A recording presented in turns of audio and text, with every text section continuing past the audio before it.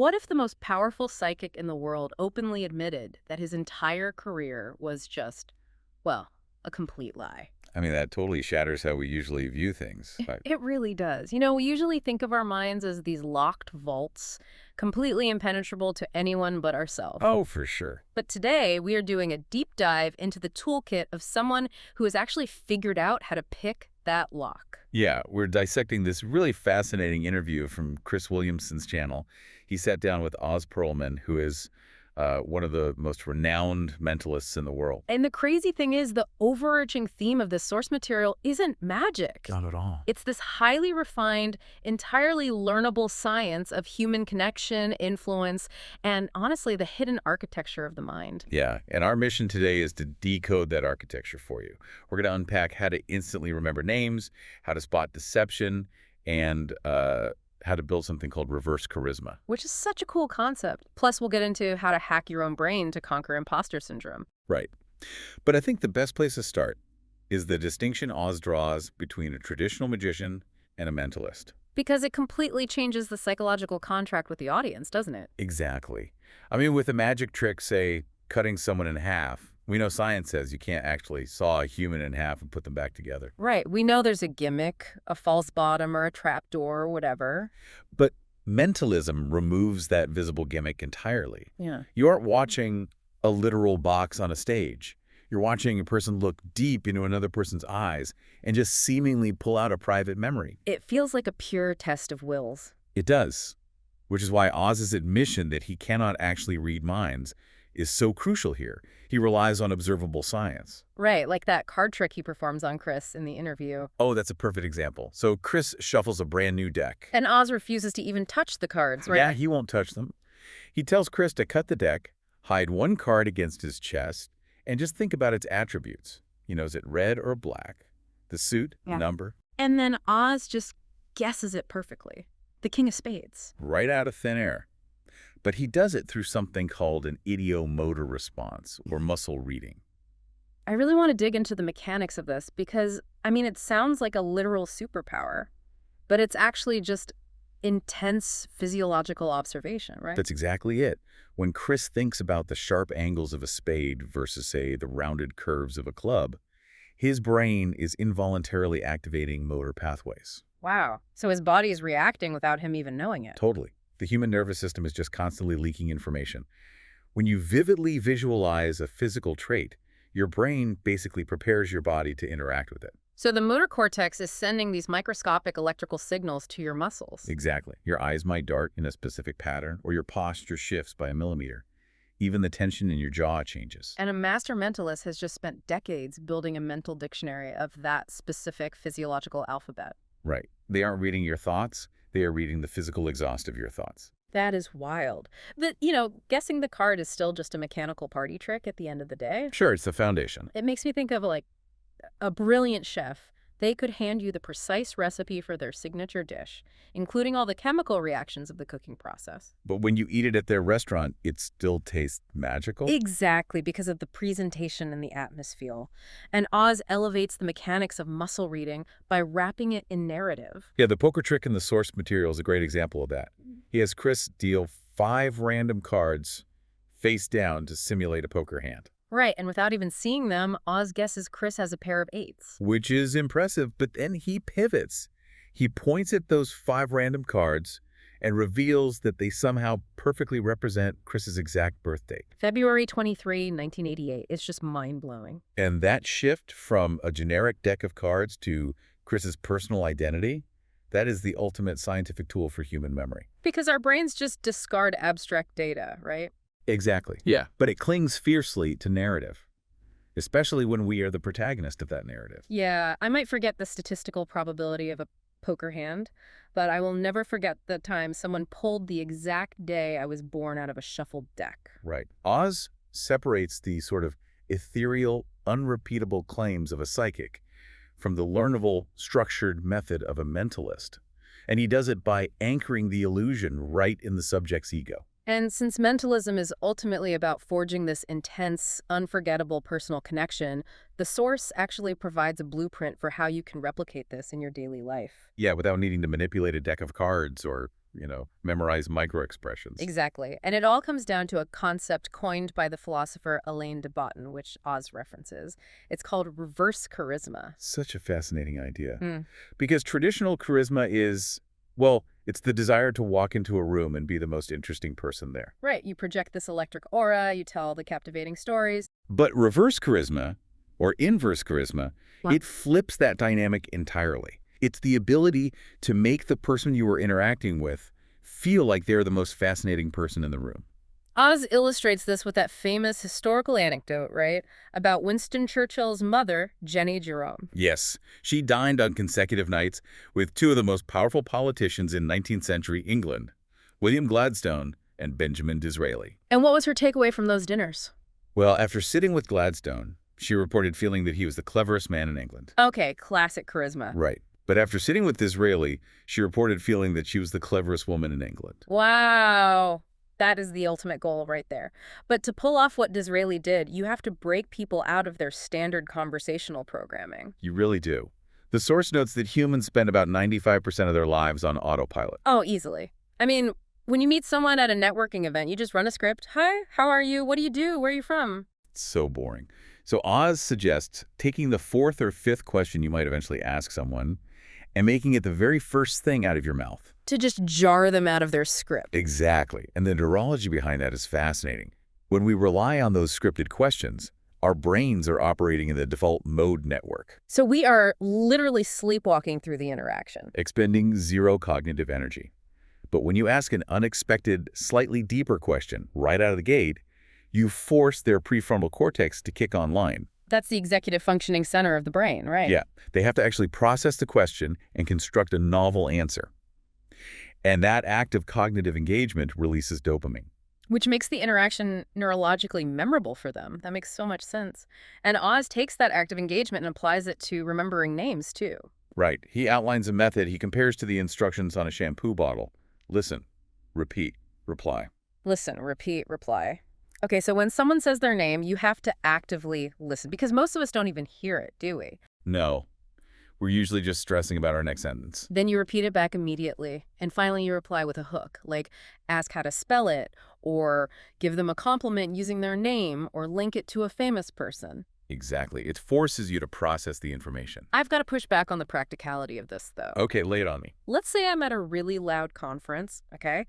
New names are hitting my brain like spam emails hitting a junk folder. Right, it's overwhelming. My brain just automatically deletes them because of the sheer volume. Isn't it more efficient to just say, I'm so sorry, I'm terrible with names? Well, Oz argues that relying on I'm bad with names is basically just a defense mechanism. Really? How so? It's a way to avoid the vulnerability of trying and failing. When you pause a chaotic, loud interaction to utilize that listen, repeat, reply sequence, you are sending a profound psychological signal. Ah, I see. So you aren't just memorizing a piece of data. Exactly. You are signaling to that person that they warrant your cognitive effort. In a world where everyone is perpetually distracted, directing your full, undivided processing power towards someone's identity makes them feel genuinely seen. And that feeling of being seen is the absolute bedrock of trust. Which is exactly what reverse charisma is built on. The effort itself is what builds the bridge. I love that. So that handles how we feed information into the brain through active connection. Right. But the source then shifts to how the brain stores that information for the long term. And that hinges on something called an output reason. This is huge. Oz points out that people constantly complain about listening to a podcast or reading a book and forgetting everything a week later. Guilty as charged. Right. But public intellectuals or prolific interviewers like Sam Harris or Jordan Peterson, they have a tremendous capacity for recall. Why is that? Are their brains just wired differently? Not necessarily. It's because the human brain is an incredibly efficient energy-saving machine. It ruthlessly deletes data that it deems unnecessary for survival. So if you read a book just to pass the time, your brain has no biological incentive to store the specifics. Exactly. But if you have to synthesize that book for an audience of millions the next day, you have created a high-stakes output mandate. The brain flags the information as critical and encodes it deeply. You basically have to give your brain a reason to output the information if you want it to stay. Yes. And Oz treats his daily interactions with this exact philosophy. He maintains a rigorous personal CRM. A CRM, like a sales database. Pretty much. After a show, he takes copious notes on the people he met.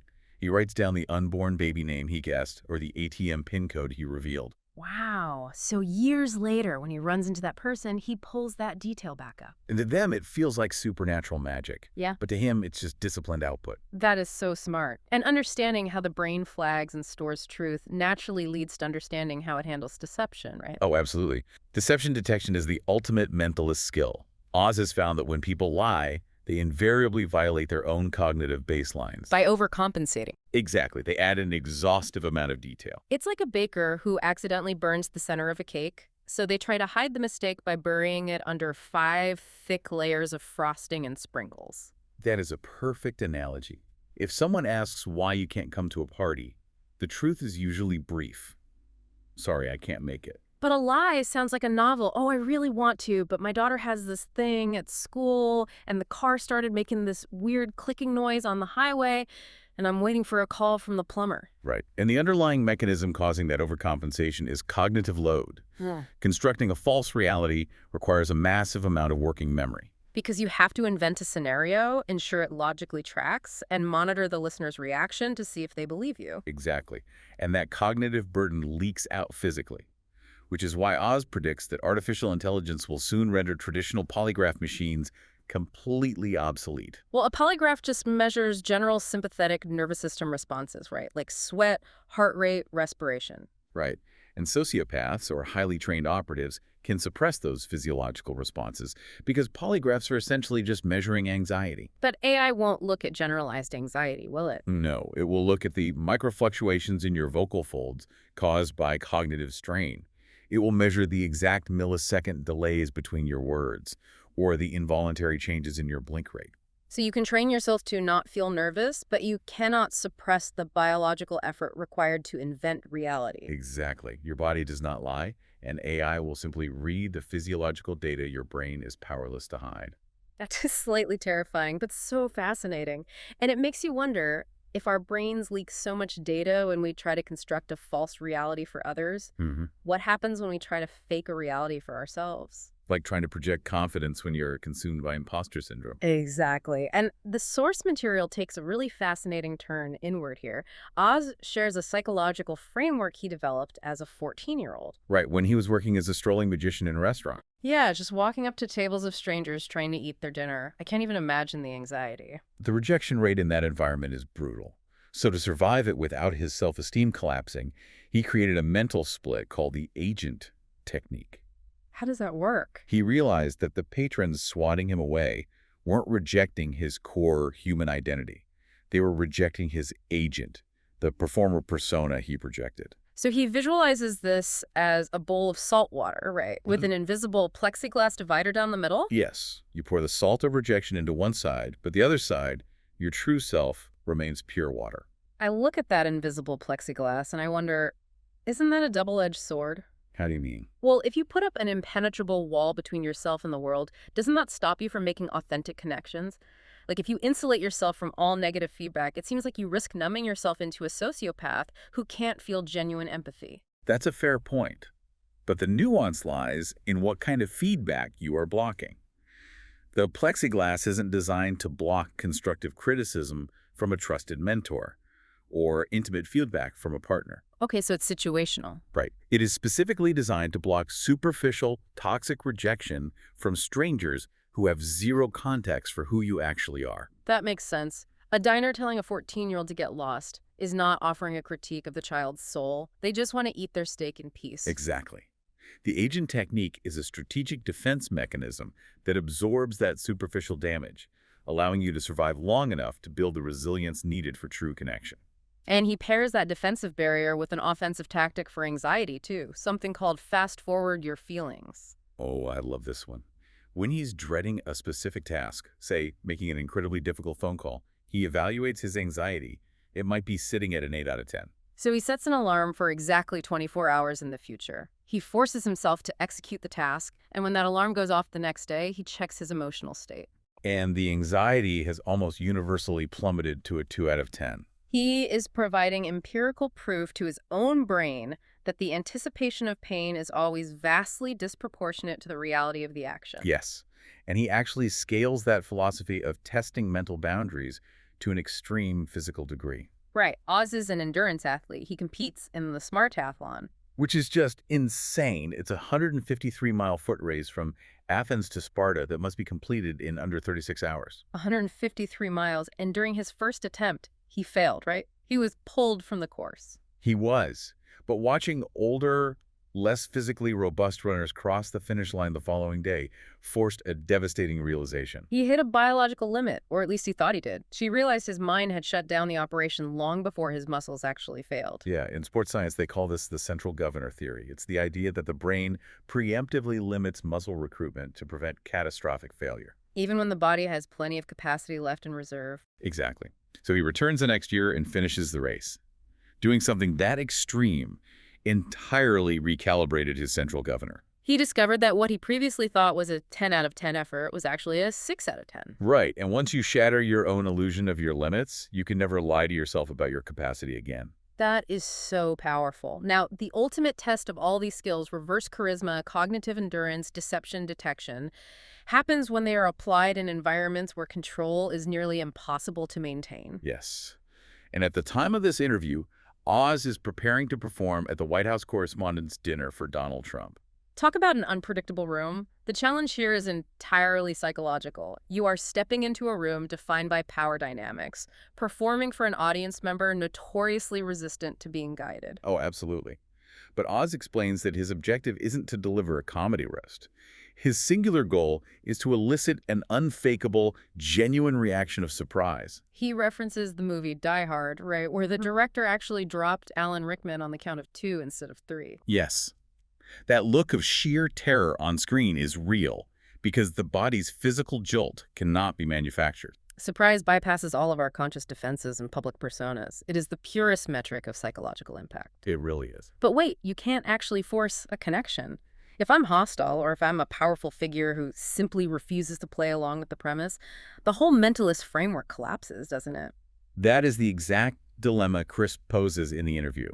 But Oz's philosophy relies on the fact that you cannot hypnotize or read someone against their will. So it requires a baseline alchemy of trust. Right. But if someone actively wants to disrupt the performance, like a heckler or a figure who demands to be the center of attention, a master mentalist uses a form of psychological judo. Psychological judo, I like that. You don't fight their resistance. You lean into it. You give them the spotlight and the control they crave, but you construct a framework where their predictable desire for control leads them exactly where you want them to go. It's brilliant. And the deep dive concludes with Oz actually demonstrating this control on Chris Williamson himself. Yeah, this part is amazing. He asks Chris to close his eyes and imagine stepping into a time machine, going back to look at the face of a teacher who profoundly impacted his life. And Oz just starts pulling specifics out of the ether. He names the exact month and year they met, September 2007. And he names the female teacher, Mrs. Wilkinson. But the real masterpiece of the reading happens next. Oh, yeah. Oz points out that Chris mentally switched tracks mid-thought, pivoting from a female teacher to a male teacher. And Oz names the male teacher, Dave Gardner Chan. He even identifies the microscopic cognitive hesitation caused by the hyphenated last name. That's the idiomotor response in action again. Exactly. He doesn't just guess data. He tracks the real-time microscopic shifts in Chris's thought process. And Chris is left absolutely speechless. I mean, it proves that the locks on our minds are far more delicate and accessible than we ever realize. Absolutely. Mentalism isn't supernatural magic. It is intensely applied observation. Right.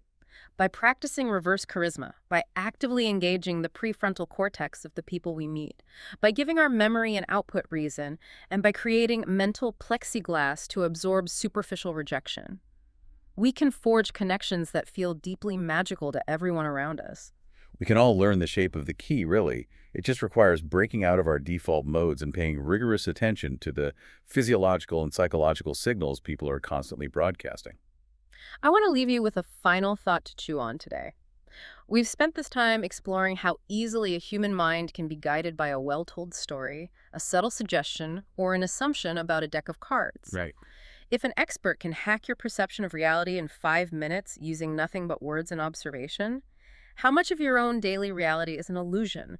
What narratives have you unintentionally cemented into your own brain over a lifetime simply because you forgot to check if the door was actually locked? Something to think about. Thank you for joining us on this deep dive. Keep questioning the world around you, and we will see you next time.